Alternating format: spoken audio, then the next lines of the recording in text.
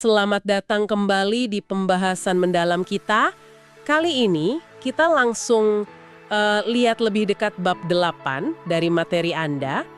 Ini penting banget karena fokusnya ke sisi manusiawi dari peringatan strategis. Jadi soal isu kognitif, psikologis, dan karakter.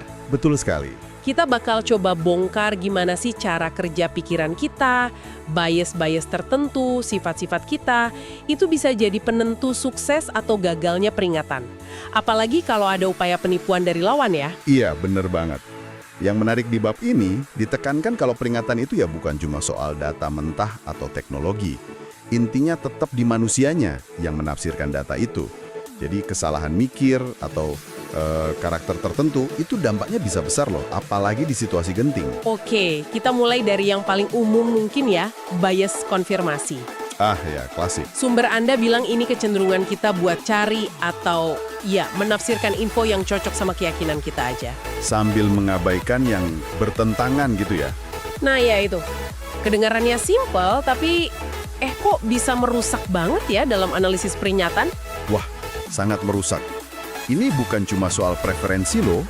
Kadang ini jadi semacam mekanisme pertahanan psikologis, bikin analis itu jadi buta sama ancaman nyata. Sumbernya kan menyoroti ini krusial banget pas menghadapi penipuan.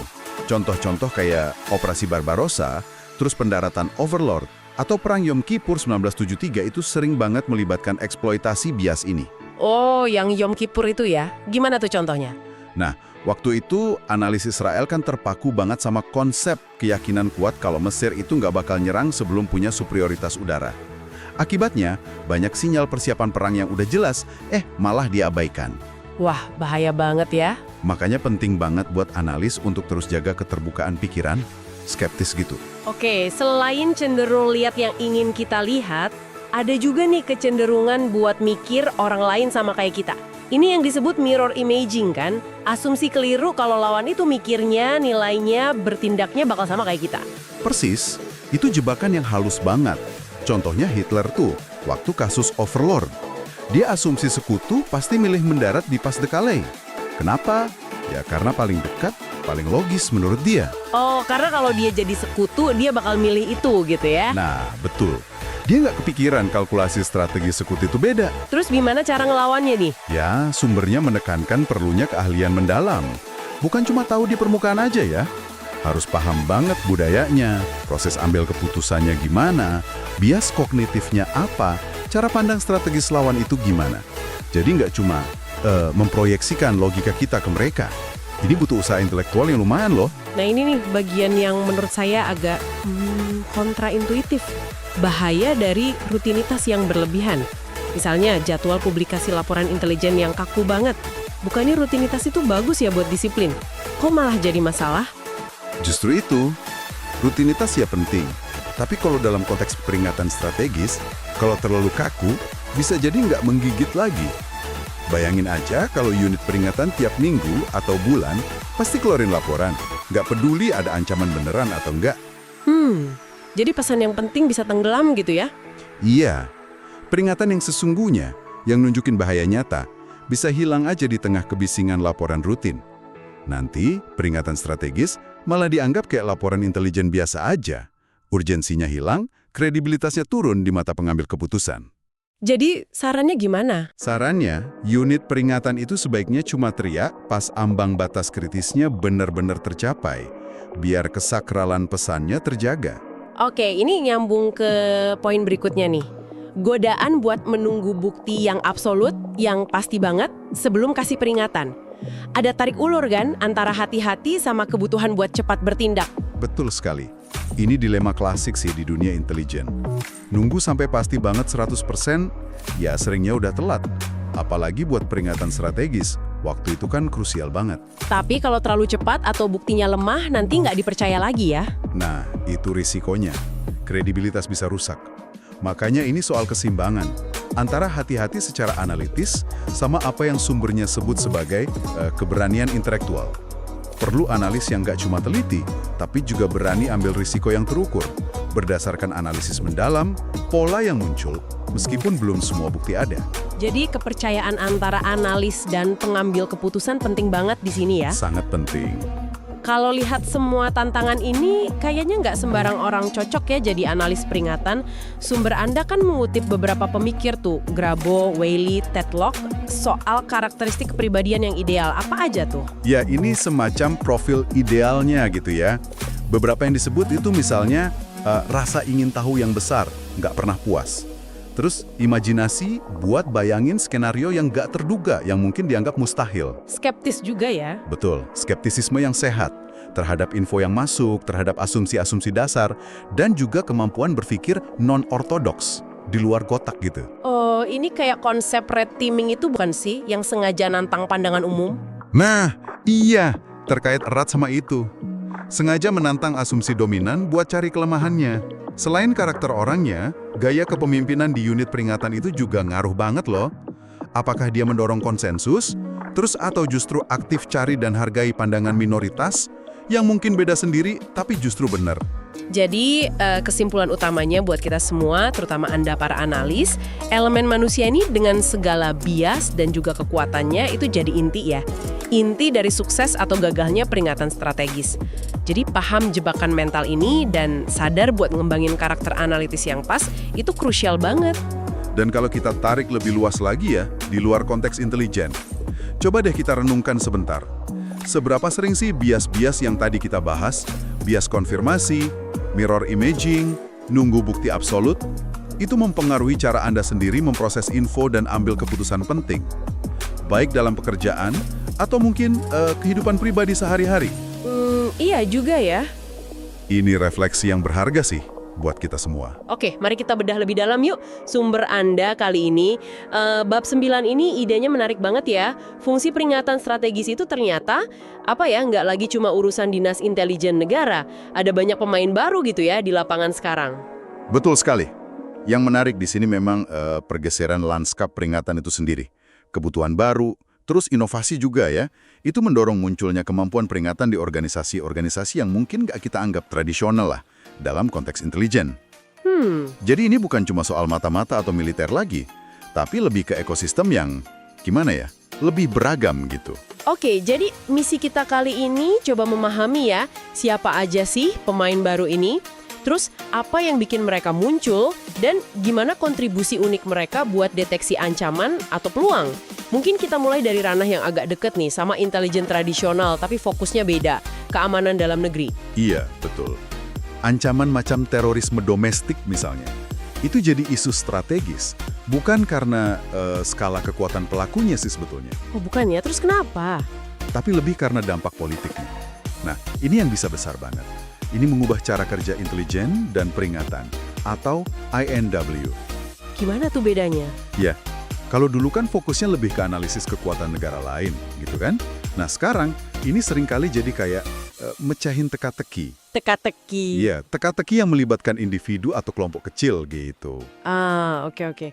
Dan audiensnya juga jadi lebih luas dong ya, nggak cuma pengambil kebijakan aja. Tepat. Publik, masyarakat umum, itu jadi audiens penting. Kita lihat contohnya di sistem peringatan publik kayak National Terrorism Advisory System, NTAS, di Amerika Serikat. Oh iya, pernah dengar itu. Tujuannya itu kasih tahu masyarakat umum kalau ada potensi ancaman teroris. Ini beda banget loh dari in war klasik. Iya. Nah, dari ancaman fisik, kita geser nih ke ancaman yang nggak kelihatan, tapi bisa, bahaya banget. Peringatan medis dan biologis. Ini relevan banget ya, apalagi soal terorisme biologis atau wabah. Gimana peran intelijen di sini? Kan kesannya ini domain utama lembaga kesehatan ya? Betul, intelijen nggak ngambil alih peran lembaga kayak WHO atau CDC ya dalam analisis epidemiologi, tentu tidak. Tapi peran intelijen itu jadi krusial kalau ada indikasi kesengajaan. Misalnya, ada negara yang sengaja nutupin informasi wabah gitu ya secara strategis, atau ada curiga nih, ada rencana serangan biologis, entah oleh negara atau kelompok non-negara. Di situ ya masuknya. Nah, disinilah fungsi peringatan intelijen itu melengkapi analisis kesehatan publik. Oke, lanjut. Dunia maya. Ini arena baru yang dinamis banget ya buat konflik dan kejahatan. Gimana peringatan bekerja di ranah siber ini? Memang ada badan-badan khusus yang coba mengintegrasikan intelligence ancaman siber. Di AS itu ada CTIC dan NICC misalnya. Tapi tantangan besarnya adalah peringatan siber saat ini tuh masih dominan banget di level taktis. Taktis? Maksudnya? Ya, mendeteksi serangan yang lagi terjadi atau bakal segera terjadi, jangka pendek lah. Nah, gimana caranya menerapkan prinsip peringatan strategis yang melihat tren jangka panjang, potensi ancaman besar yang lagi berkembang, di dunia siber yang berubahnya cepat banget ini? Iya juga ya. Nah, itu masih jadi, gimana ya, pertanyaan besar. Belum begitu jelas formulanya. Oke, kita pindah ke ekonomi sekarang. Kemampuan buat antisipasi krisis finansial atau lihat peluang pasar itu kan krusial banget ya buat bank sentral, buat dunia usaha juga. Tentu. Apa nih kontribusi unik intelijen di sini? Komunitas intelijen itu bisa kasih analisis ekonomi yang terkait langsung sama keamanan nasional. Contohnya, menilai kapasitas industri pertahanan suatu negara atau prediksi dampak real dari sanksi ekonomi. Oh, oke. Metodenya pun bisa mirip INW. Pakai model ekonometrik atau bahkan analisis kualitatif, kayak sentimen pasar gitu, semangat optimisme atau pesimisme kolektif yang sering disebut animal spirits gitu. Wah, animal spirits, menarik istilahnya. Ada juga contoh peringatan yang murni basisnya sains ya, kayak buat gempa bumi dan gunung berapi. Betul, itu unik. Gimana tuh cara kerjanya? Ya, di sini ilmuwan pakai indikator-indikator ilmiah, aktivitas seismik, deformasi tanah, gas vulkanik, dan lainnya buat bikin prediksi. Canggih ya. Tapi uniknya, tantangan terbesarnya itu seringkali bukan di akurasi prediksinya aja, tapi lebih ke komunikasi resiko dan rekomendasi tindakan ke para pemimpin politik. Kenapa gitu? Ya bayangkan aja, rekomendasi kayak evakuasi massal, itu kan mahal banget ya, secara biaya dan politik juga sulit. Jadi, meyakinkan mereka buat ambil keputusan berdasarkan data sains, itu kuncinya. Iya, kebayang sih susahnya. Ternyata dunia bisnis swasta juga punya mekanisme peringatannya sendiri ya? Oh, jelas punya. Dikenalnya itu Competitive Early Warning, CEW. Atau ya peringatan dini kompetitif lah. CEW? Buat apa tuh? Tujuannya jelas, identifikasi resiko dan peluang bisnis lebih awal dari pesaing. Simpelnya gitu. Contohnya? Ya, mulai dari langkah kompetitor mau ngapain, perubahan regulasi pemerintah, sampai tren teknologi baru, macam-macam. Bahkan udah ada industrinya sendiri loh, firma-firma intelijen swasta yang nyediain jasa analisis CEW ini. Wah, serius? Iya, prosesnya seringkali paralel sama INW negara, tapi tujuannya ya buat profit dan keberlangsungan bisnis mereka. Proaktif intinya. Oke. Terakhir nih, ada peran dari LSM, Lembaga Swadaya Masyarakat dan organisasi internasional kayak PBB atau kelompok semacam Genocide Watch gitu. Betul. Apa kontribusi mereka di lanskap peringatan ini? Fokus mereka biasanya ke isu krisis kemanusiaan ya. Potensi genosida, konflik yang lama, bencana kelaparan, hal-hal kayak gitu. Mereka kumpulin informasi dari lapangan, terus analisis ancaman atau peluang buat intervensi. Lalu, ya mereka dorong tindakan lewat advokasi ke pemerintah atau komunitas internasional. Penting juga ya peran mereka. Sangat penting. Tapi ada catatannya nih. Penting untuk Anda ingat, analisis dari kelompok-kelompok ini seringkali, nggak bisa dilepaskan sepenuhnya dari agenda advokasi atau posisi politik organisasi itu sendiri. Ada biasnya lah gitu. Oke, jadi nggak murni analisis data aja ya. Jadi kalau kita tarik benang merahnya nih, gambaran besarnya jelas banget ya. Fungsi peringatan strategis ini udah menyebar luas. Udah nggak di dalam tembok lembaga intelijen negara aja. Betul. Dari kesehatan, cyber, ekonomi, bisnis, sampai isu kemanusiaan, banyak banget aktor yang sekarang ikut main. Iya, dan kalau kita lihat dari kacamata yang lebih luas lagi ya, diversifikasi ini sebenarnya mencerminkan betapa kompleksnya risiko di dunia modern ini. Setiap aktor itu bawa keahlian spesifik, perspektif unik. Tapi fragmentasi ini, banyaknya pemain ini, juga memunculkan sebuah pertanyaan mendasar sih menurut saya. Pertanyaan apa tuh? Ya, pertanyaan penting untuk Anda renungkan juga. Dengan semakin banyaknya produsen peringatan ini, ada pemerintah, swasta, LSM, ilmuwan, gimana caranya kita memastikan koordinasi yang efektif? Iya juga ya. Gimana kita hindari kebingungan atau informasi yang malah saling bertentangan? atau bahkan potensi penyalahgunaan informasi peringatan ini di masa depan. Wah, itu dia. Sesuatu untuk kita pikirkan lebih lanjut ya. Halo, selamat datang kembali di pembahasan mendalam kita. Kali ini kita akan bedah bab 10 dari materi yang Anda berikan.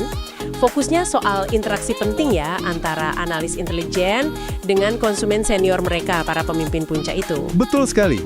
Ini topik yang sangat krusial. Karena menyangkut gimana informasi penting, kadang yang sifatnya peringatan ya, bisa sampai dan yang lebih penting dipahami oleh pengambil keputusan. Oke, mari kita mulai dari sifat konsumen senior ini. Sumbernya bilang mereka ini ya ampun super sibuk. Ya, waktunya terbatas banget. Terus preferensinya macem-macem dan rentan sama bias, kayak cognitive dissonance gitu ya. Betul. Itu rasa nggak nyaman kalau ada info baru yang tabrakan sama keyakinan lama. Atau belief perseverance. Kekeh sama pendapat awal walau ada bukti sebaliknya. Jadi mereka bisa aja nolak info penting secara nggak sadar gitu. Bisa banget. Ditambah lagi, dilema buat analisnya kan. Mau ngasih peringatan terus-terusan, nanti dianggap lebay. Tapi kalau jarang, takutnya malah kebobolan. Susah lah. Nah, karena semua itu, hubungan baik jadi kunci ya. Sumbernya bilang kepercayaan itu fondasinya. Fondasi utama, bukan cuma tambahan. Kepercayaan itu, mata uangnya di sini. Dibangunnya lewat apa tuh? Konsistensi, akurasi. Iya, konsisten, akurat dalam jangka panjang, dan ini penting, paham betul apa sih kebutuhan dan kekhawatiran si pemimpin ini. Kalau udah nggak percaya, wah repot. Analisis sebagus apapun bisa nggak didengar. Bangunnya lagi susah. Oke, jadi ada trust. Tapi kalau pemimpinnya udah punya bias kuat, gimana cara meyakinkannya? Di sini peran persuasi masuk ya. Nah, iya, nggak cukup cuma setor data. Perlu persuasi. Sumbernya kan merujuk ke Aristoteles tuh. Oh iya, ethos, pathos, logos. Kredibilitas, emosi, logika. Betul. Ethos itu soal kredibilitas analisnya, organisasinya. Bisa dipercaya nggak? Pathos itu nyentuh sisi emosional atau nilai-nilai si pemimpin. Logos ya jelas, argumen logis dan buktinya. Tantangannya gimana ngeramu itu semua biar pesannya nancep ya? Nggak cuma lewat. Persis. Apalagi kalau berhadapan sama bias yang udah kuat tadi. Selain persuasi, ada faktor waktu, timing. Ini bagian yang menarik banget menurut saya. Konsep jendela reseptivitas. Iya, dari Robert Jervis. Ada momen-momen singkat gitu, di mana pemimpin itu lagi lebih terbuka nerima info baru atau peringatan. Momen singkat ya?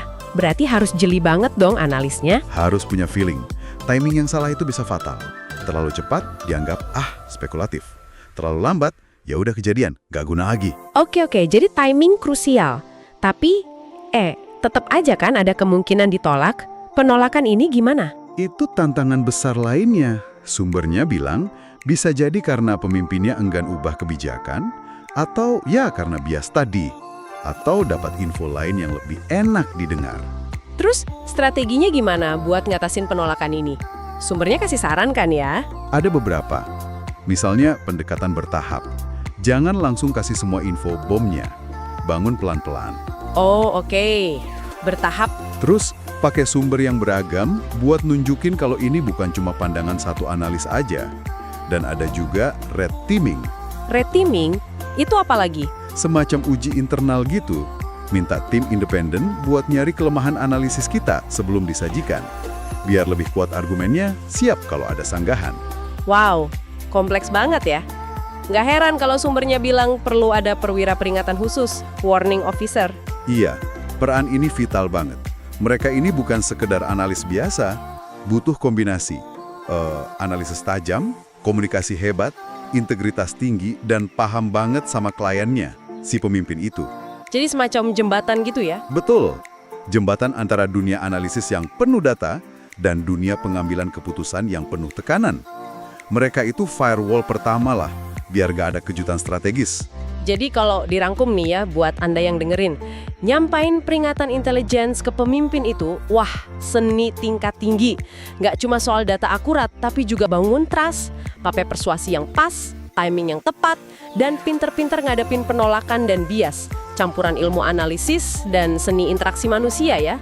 Iya, betul sekali. Dan ini mungkin bisa jadi bahan renungan juga buat Anda. Kalau pemimpin dengan segala akses informasi aja bisa bergulat hebat sama bias dan penolakan, nah gimana kita sehari-hari? Seberapa sadar kita sama bias kita sendiri waktu nerima atau nolak informasi? Mungkin informasi yang penting tapi nggak nyaman buat kita dengar. Entah itu berita, masukan kerja, atau pendapat beda. Pertanyaan bagus itu buat kita pikirkan masing-masing. Terima kasih banyak sudah menyimak pembahasan mendalam kita kali ini.